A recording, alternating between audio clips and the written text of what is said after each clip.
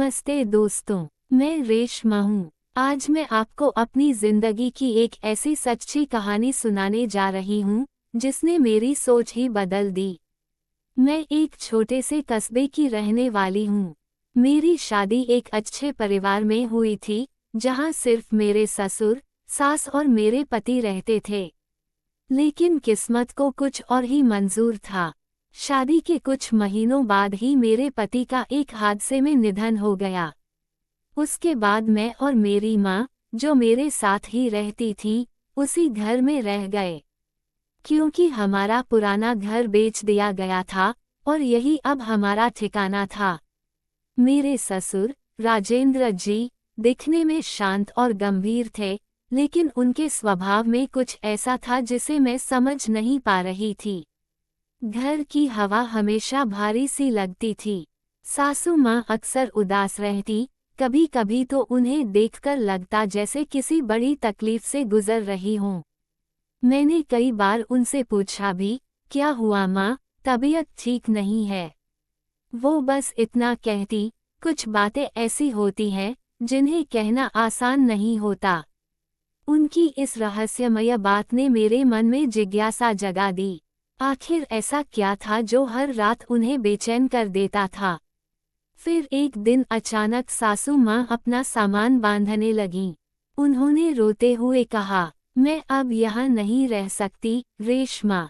इस घर की दीवारें मेरा दम घोंट रही हैं।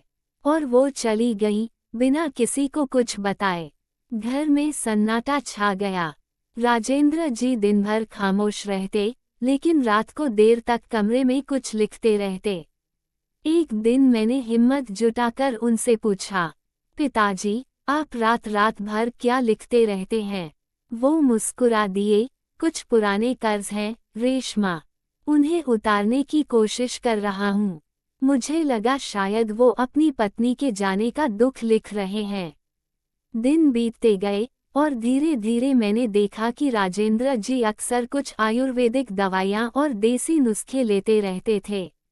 एक दिन उन्होंने मुझे आवाज़ दी, रेशमा, जरा ये चूर्ण तो लाकर दो, रसोई में रखा है। मैंने देखा, उस डिब्बे पर लिखा था, ऊर्जा बूस्टर आयुर्वेदिक टॉनिक। मैं मुस्कुरा दी और कहा, आपकी उम्र में भी ये सब? वो हंस पड़े, बेटी, ताकत सिर्फ शरीर की नहीं, दिल की भी जरूरत होती है। जब जिंदगी बोझ बन जाए, तो इंसान खुद को मजबूत रखने के लिए कुछ सहारे ढूंढता है। उनके शब्द मेरे दिल को छू गए। वो कोई स्वार्थी या लालची इंसान नहीं थे, बल्कि एक ऐसे इंसान थे जो प्यार, अपनापन और साथ चाहते थे, लेकिन बार बार अकेले रह गए। कुछ महीनों बाद मेरी माँ ने कहा, राजेंद्र जी बहुत अकेले हैं रेशमा, क्यों न उनकी फिर से शादी कर दी जाए? मैंने हाँ कर दी और अपने जान पहचान की एक महिला से रिश्ता तय करवा दिया। शादी हो गई, लेकिन कुछ ही महीनों में वह औरत भी घर छोड़कर चली गई। कह गई, राजेंद्र जी बहुत जिद्दी हैं, अपनी बात से हटते नहीं। अब मैं समझ चुकी थी, उन्हें अकेलापन नहीं, अपनापन चाहिए था।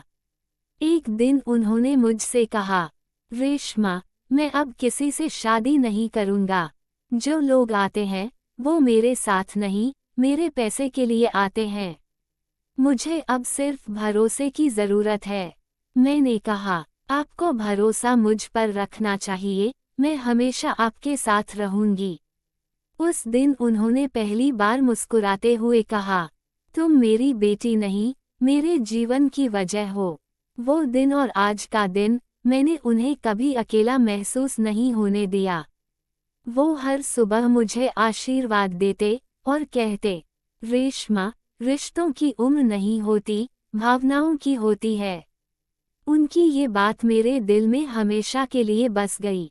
आज जब मैं पीछे मुड़कर देखती हूँ, तो समझती हूँ कि समाज उम्र या रिश्तों के नाम पर लोगों को जज करता है, लेकिन असल मायने में इंसान को समझने वाला कोई नहीं होता। दोस्तों, अगर आपको मेरी ये कहानी पसंद आई हो, तो इसे लाइक करें, शेयर करें और बताएं कि क्या आपने भी अपने जीवन में ऐसा कोई व्यक्ति देखा है। जो अकेलेपन से लड़ते हुए भी दूसरों को मुस्कुराना सिखा गया हो। धन्यवाद।